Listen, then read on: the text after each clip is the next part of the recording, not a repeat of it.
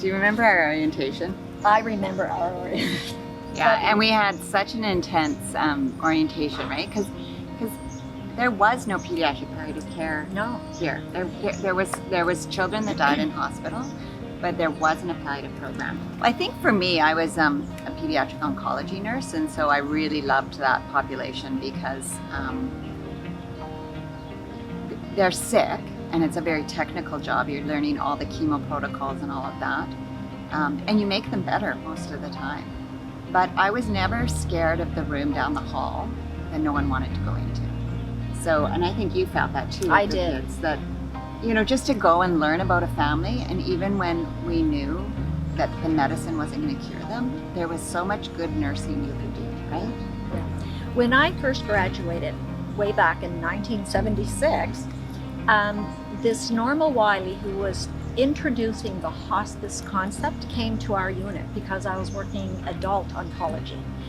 And so start exploring what, you know, if I were to die, what would be my worst fears? Would I be afraid to die alone, or of the pain, or whatever? And so got us in touch with all of that. So throughout my whole nursing career, I went to the conferences in Montreal. Then from adult, I went to pediatrics at the IWK in Halifax, and I worked neuro. So we had a lot of kids like with brain tumors and spinal tumors, and some of them died. So my head nurse, I happened to be on a floor that she was very much into the palliative concept. And so she just helped introducing that to the nurses, and it made it not so scary. And so then I went back for my degree in nursing, and my focus was on palliative AIDS care. And that's when AIDS was just coming to its peak. North America. Yeah, and its peak. And so then I heard about St. Paul's, and I came out to work there, and it was on the palliative unit. And then from there, I was missing kids. I really wanted, and then I heard this, and I thought, oh my, like it was like it's a dream come true. It was like it was meant for me. Yeah, it was. Yeah, yeah. And when you look back over the 25 years to see how we have evolved, like I just want to cry sometime, because the philosophy is still there. It's still there.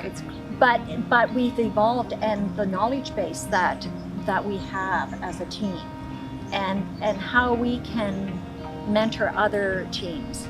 And we were pioneers. Remember, like sometimes we were like, what do we do with this pain, and how do we manage this? And we would call people, but it was a lot of trial and error, and it was hard. And I remember one of the first kids that the severe pain, and I remember the doctors calling Boston's, you know, just getting ideas. What do you think we could use? Or like, and it's just evolved.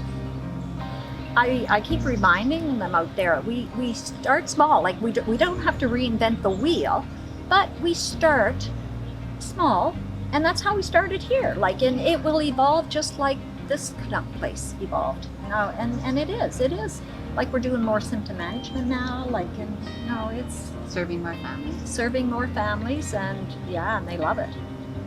I always say to people, oh, you have such a hard job, and I'm like, well, it is hard. It is hard. Mm-hmm. But we see more love than anybody else in the world. I know. We really do. Yeah. What I've learned through the years is the resilience within the human spirit, like how they can go through so much and continue to love. And continue to remember. live. And remember is so important.